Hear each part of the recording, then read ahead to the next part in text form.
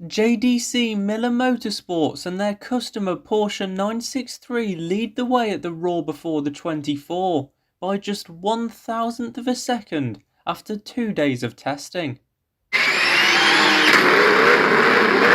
Phil Hansen set a 1:35.216 in Saturday's Session 4 to go quickest, eclipsing Pipo Derani's Friday night effort by just 1,000th of a second. Tied in third place, both doing a 1:35.329, Neil Yarni in the Proton Competition Porsche and Connor De Filippi in the BMW.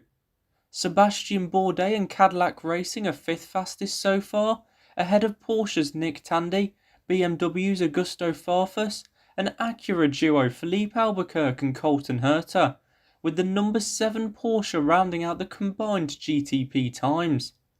But with the entire field covered by just 1.001 seconds, lap times aren't too important at this stage, so let's take a closer look at what each team has been up to. Cadillac Racing have focused on dedicating entire sessions to each driver. Alex Palou did all of Session 2, Scott Dixon all of Session 3, and Sebastian Bourdais all of Session 4. Palou split night practice with Renger van der Zande, and Alex ended night practice top of the timesheets. Things haven't gone as smoothly for Whelen Cadillac. Pipo Derani has been rapid, going quickest in 2 different sessions, but the team also lost an hour of running in the critical night practice with an unspecified issue. Porsche Penske Motorsport focused on long runs on Saturday, including an impressive 52-minute stint by Kevin Estre and a double stint by Joseph Newgarden in night practice. This focus is why, despite them sitting near the bottom of the times, Porsche Penske fans should not be worrying at all. WTR Andretti and their pair of Acuras have also been focused around solid race running. I'd love to go into detail, but there really isn't much to say here. They've just been going about their business. BMW M Team RLL have looked quick so far, especially in Sector 3, and given this sector is all about straight line speed, this is very promising for the race.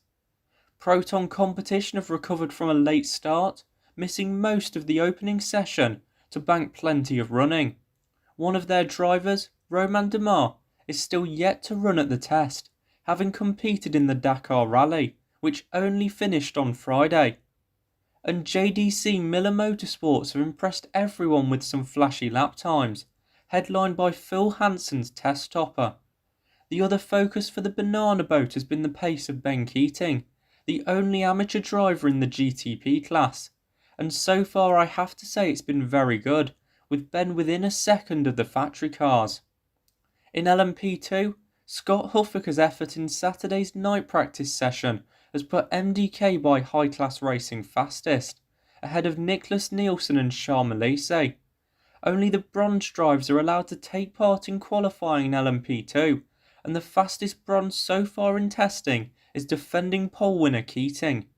Keating's United Autosports teams focused on race runs in night practice, their 2 cars doing the most laps of anyone. Eddie Cheever III has set the fastest GT time of the Raw so far in the Cetilar Racing Ferrari, ahead of the Porsche of Klaus Bachler and Tommy Milner in the brand new Corvette. The Corvette might have proven fast, but it's also been fragile. The number 3 car needed an engine change on Saturday, missing all of the 4th session, whilst the number 4 and number 17 have both had long delays as well. Iron Lynx also had major issues with their number 60 Lamborghini, with a fire on Saturday morning. They missed all of Session 4, but were able to return to the track for night practice. Other cars with issues include Faf's McLaren, they stopped out on track on Saturday, and the Risi Ferrari, which missed most of night practice.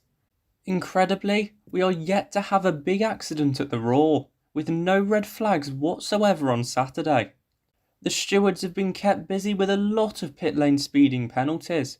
A drive-through is very costly at Daytona, so teams are going to need to sort this out come the race.